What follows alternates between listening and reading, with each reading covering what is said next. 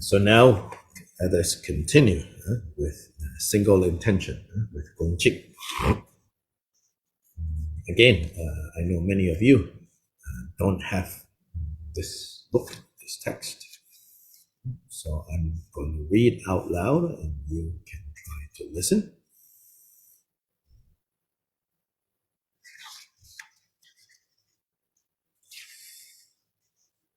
So we are now at statement 10.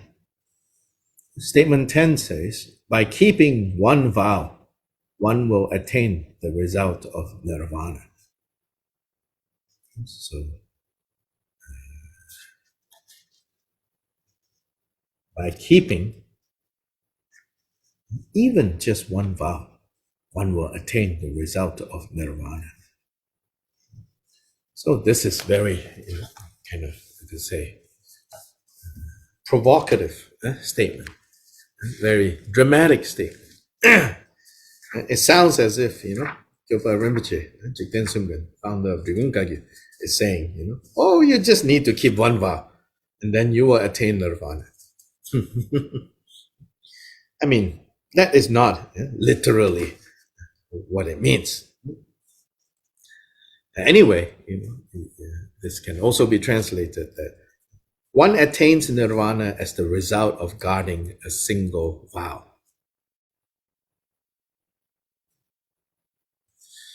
This, in order to appreciate this statement, and therefore, not interpret this statement as, oh, okay, I will just keep one vow and I will attain nirvana. But this statement is made as a response to people who say, what? Here's what people say. People claim that if a single transgression occurs, meaning if you break one, right? So remember the statement before, they were talking about the four grave, right? The four very heavy karma for monks and nuns.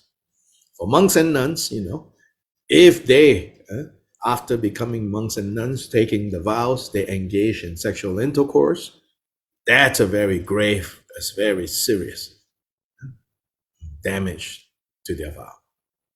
If they killed a human being, if they steal from within their community, and if they lie about their magical powers, their attainments, if any of those things happen, oh, finish. Yeah, strong emphasis like that. So then here, people claim that if a single transgression occurs, the outcome of that fault will be nothing but falling into the lower realms. In response to that, Jigten Sungön says, one attains nirvana as the result of guarding a single vow. See how compassionate he is.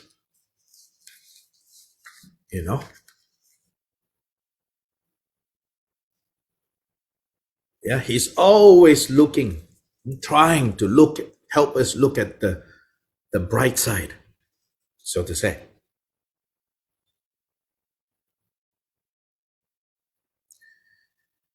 And so when someone has broken one out of many vows that they have taken, of course, you need to deal with that situation, of course. But don't get stuck on, oh, you've broken this vow, you've broken this vow, you've broken this vow.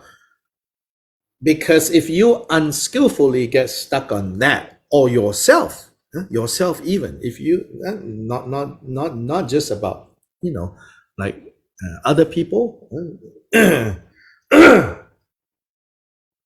yourself, if you have broken one vow, of course, you need to do purification for that. You need to do using the four powers, right? The power of regret, the power of applying the remedy, the power of refuge, reliance on the example of the Buddhas and Bodhisattvas, and the power of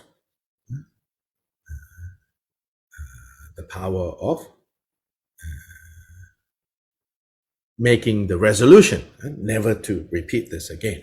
Of course, all those, it's not that Jigden Zingwen says, oh, it doesn't matter. No. Those things we have to do. Likewise, if it is monastic vow, there's a process of retaking that. But here what is going on is Kyoba Rinpoche don't want us to get so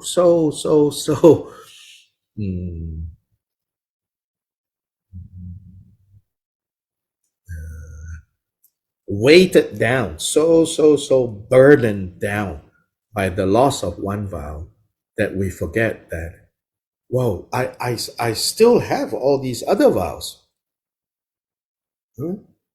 And even by observing one vow, it's possible to attain Buddhahood. And there are stories like that actually in the sutras and in the tantras of observing one vow and then achieving nirvana. Again, not literally, but there are stories like that that inspire us to not just think. In other words, like we have this in English. We have this expression, right? Is the cup half full or half empty? Some of us, naturally, we are the half empty kind of people. Or not naturally, habitually. We are the half empty kind of people. When we look at any situation, we're like, oh, it's half empty. And then some of us habitually, we are in the, half full. We are in the,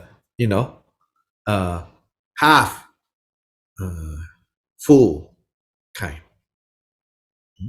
No matter what the situation, we're like, ooh, well, it's half filled. So here is saying, don't forget, you still have another half glass. Even if the half has been spilled. Yes, the half has been spilled. But don't on the account of having spilled the other half, right? You destroy whatever is left. So likewise, it is not saying, oh, you have broken among your monk's vows, and you should pretend to be a monk so that other people don't criticize you. No, you have to do the confession. You have to expose your own wrongdoing, not hide it, because if you hide it, there's no way to purify. So you have to do the proper things to restore your vows. There's no doubt about that. There's no doubt that Kyopa Rinpoche will say, quickly do that. But don't on the account of having temporarily suffered a loss, right? Don't on account of having suffered one battle that you give up on the war against the afflictive emotions. Of course, we will suffer some losses, some battles. We will not win. But the war against the afflictive emotions is not over yet. Don't give up.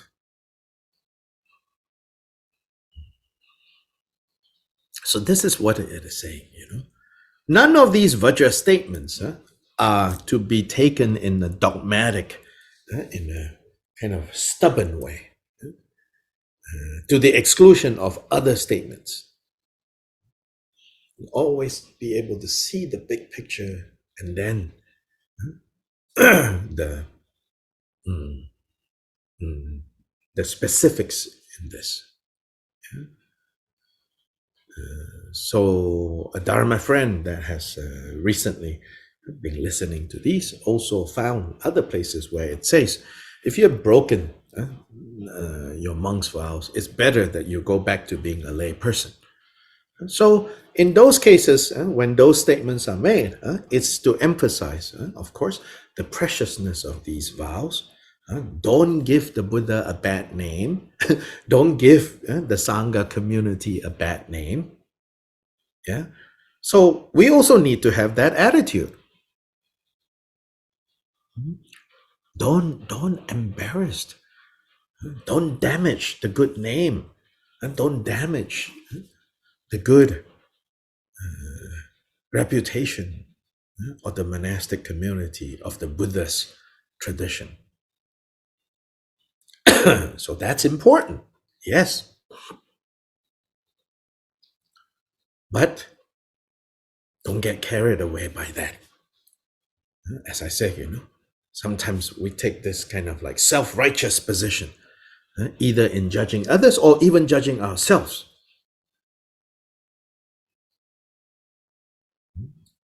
Gilbert Rinpoche's point is, as long as you are willing to change, as long as you understand that you have damaged one vow, and that is serious, but all the other vows are intact, and I will find ways to keep that intact as I restore this one. Again, the analogy of, in a war, there are many battles. Losing one battle, 2, 3, never mind. Don't give up. Don't give up. Don't give up doesn't mean, don't go back and heal or re-strategize. Doesn't mean that. You have to do that. Otherwise, of course, war is finished. You have lost. This war against the afflictive emotions, finish. It doesn't mean that. It means you don't give up.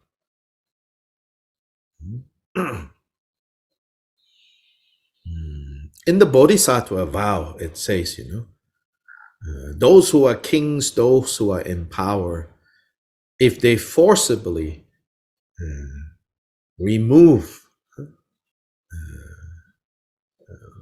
monks from the monastery, the literal expression is they forcibly take off their robes, meaning they demonk these people. If a king demonks any monk or nun on the basis of, these people have broken their vows, so I need to forcibly remove them, is actually breaking of a bodhisattva vow. It damages the bodhisattva vow. So that's one of the trainings. In Chandra Gomin, 20 verses of training in the bodhisattva vow. It actually tells us that. So we have to take that into consideration. And the lesson to be learned from there is, even if you think, I'm purifying the Sangha, I'm forcibly. The point here, Jigten Sungren, is like, don't do it in a way that completely, it's almost like the person has already fallen. Don't throw more stones, to bury them, as we say, Don't do that. Be supportive. See what you can do to help the individual. In that sense, between the individual and the institution, who do we protect? So this has implications on some of the problems we see in Buddhist communities today, and of course in other communities too. It's always a balance, right? Do we prioritize the individual, or do we prioritize the institution?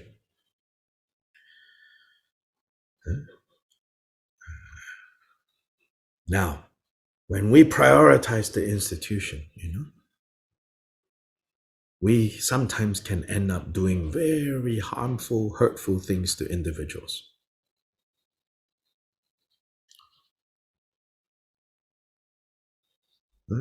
Now, of course, if we don't know how to skillfully prioritize individuals, we might end up destroying the institution that has also provided the right environment for individuals to thrive.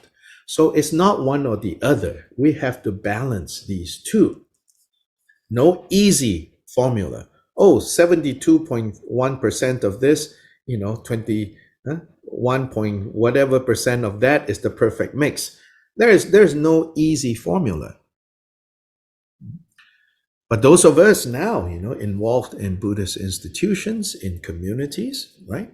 We need to think about these things. Right? How do we protect the interests of the institution, of the community, in a way that actually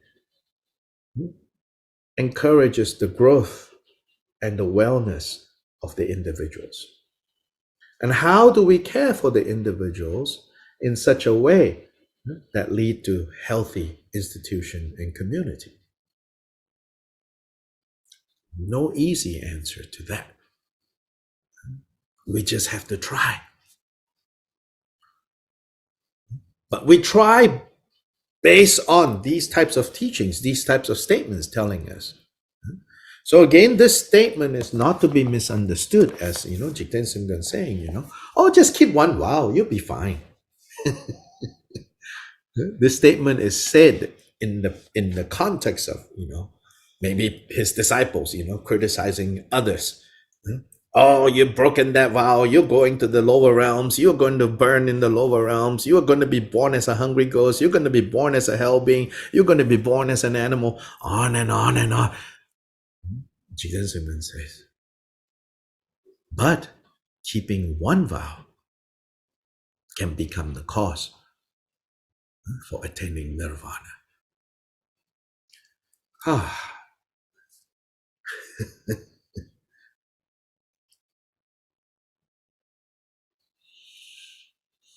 Be diligent, but don't be so hard on yourself. Don't beat yourself up.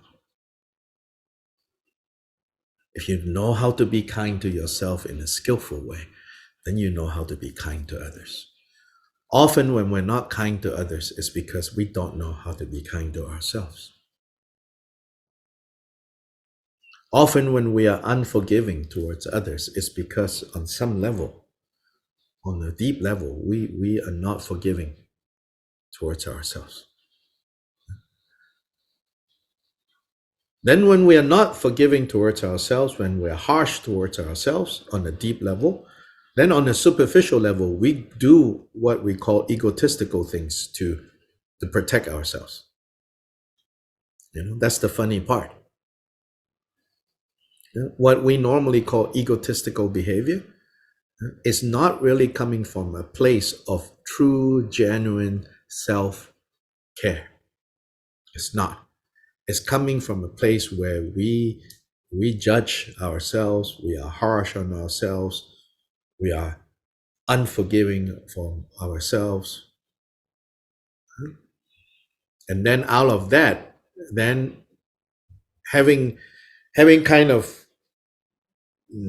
found ourselves in those situations, right? Not knowing what to do, we try to cover it over, compensate by doing things that will kind of push that away. So we do egotistical things.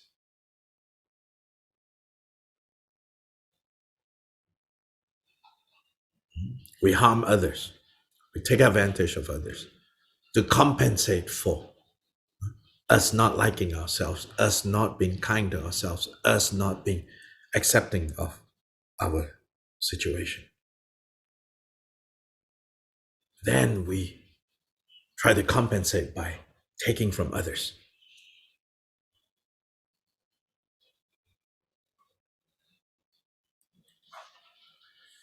Statement 10, the commentary from Khenpo Kunpal. It is of course the case for one who is keeping the entirety of the fundamental precepts, not to mention that even by taking up the minimum of just one training genuinely and keeping it, one will attain the result the state of nirvana.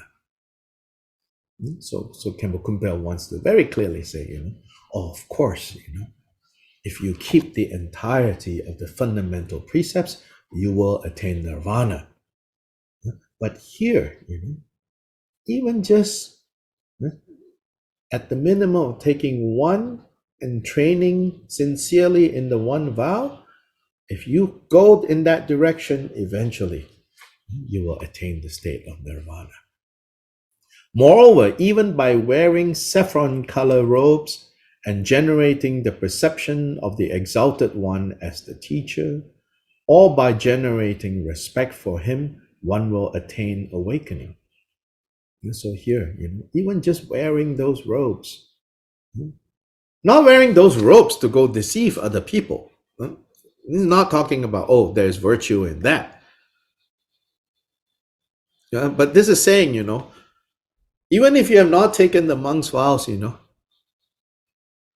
but with such admiration, maybe foolishly, you could say, you put on those robes because you feel, oh, this is so special. It says that feeling, one will attain awakening. The reasoning is stated in the White Lotus of Compassion Sutra. When I, meaning the Buddha, have attained awakening among those who wear the saffron-colored robes within my tradition, there will be some of the four kinds of disciples who have committed a rude transgression, follow an afflicted view, are confused about the three jewels, or are faulty.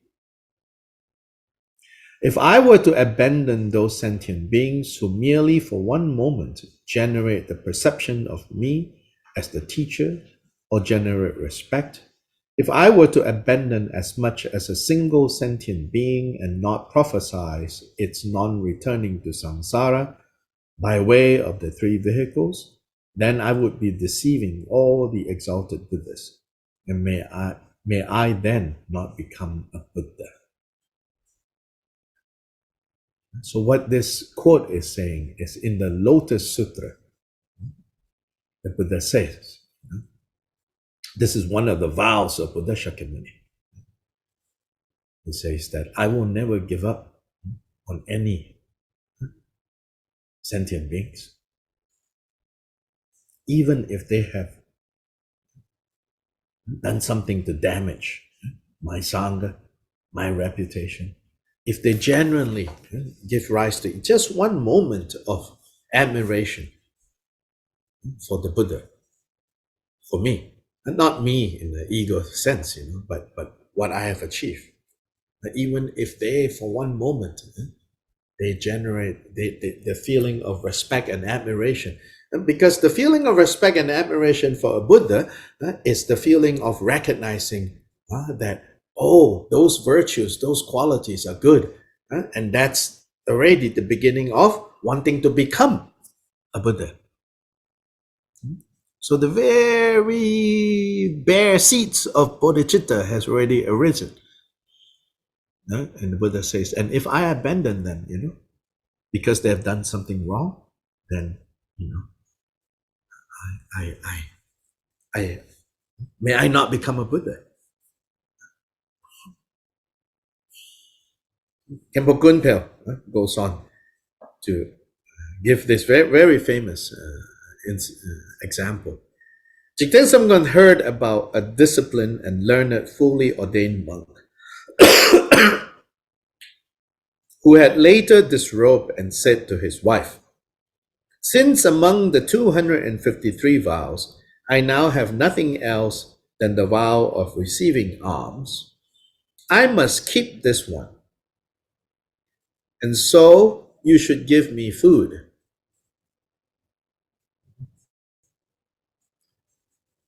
Jigten Sungpan was pleased and said, "Even when disrobed, those who are skillful have qualities like this." This is actually different from the story that I was thinking of.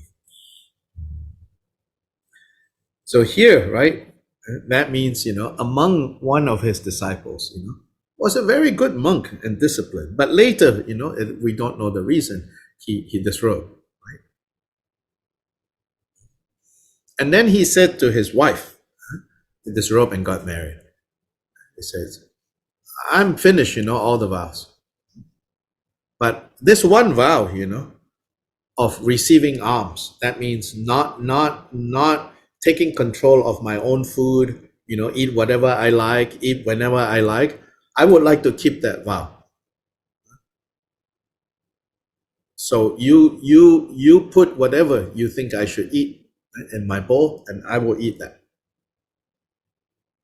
I mean, the translation, of course, here sounds like, he's just being lazy, right? He says, wife, you give me food.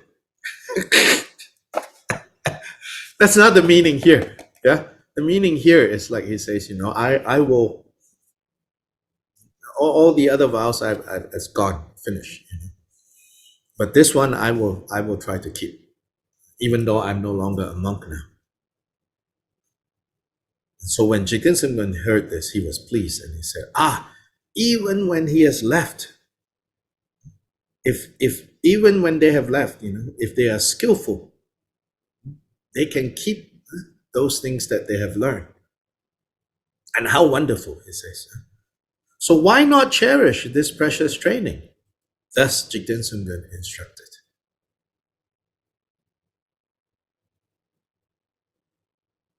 So in this scenario, you can see how it's not literally that Jigten says, oh, no, still wear your robes and pretend that you're a monk and go live with your wife. He's not encouraging that. But if, so in this case, clearly this person don't wear monk's robes anymore, but in a little way that he can, he still wants to keep one of those trainings, which is not to pick and choose about your food, not to eat as much as you want, or don't eat when you don't want. Be disciplined about that.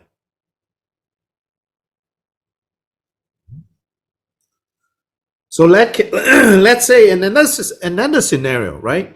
Someone who has already left, right? And they say, but I want to keep the vow of the robes. And meaning, I'm not going to wear ordinary clothes. I think Jiten will say, okay, very good. Now, of course, if you did that, again, to deceive people, because you're afraid they will criticize, oh, you're no longer a monk, then of course that's not good. But then if you say, no, I'm going to keep the robes because I want to simplify.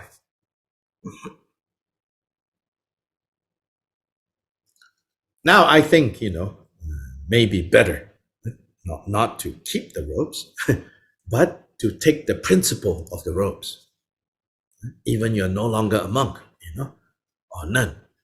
You say, from now on, my wardrobe, only 4 things enough. Same color, I'm not going to have all these outfits. So for us,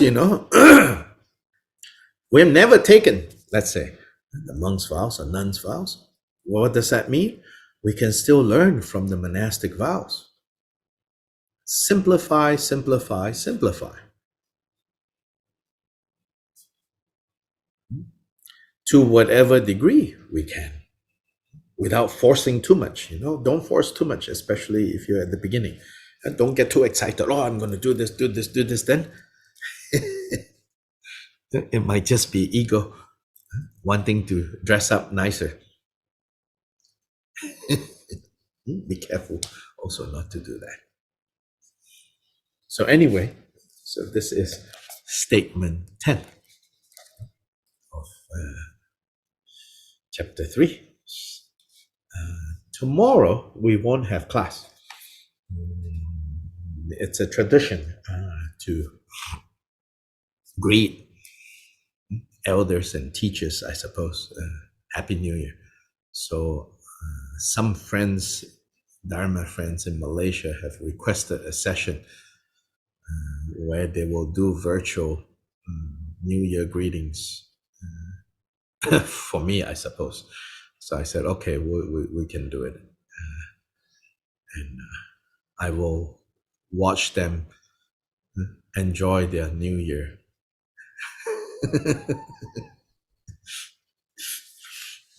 So we won't have class tomorrow, but then Friday we will continue. Okay? Okay, so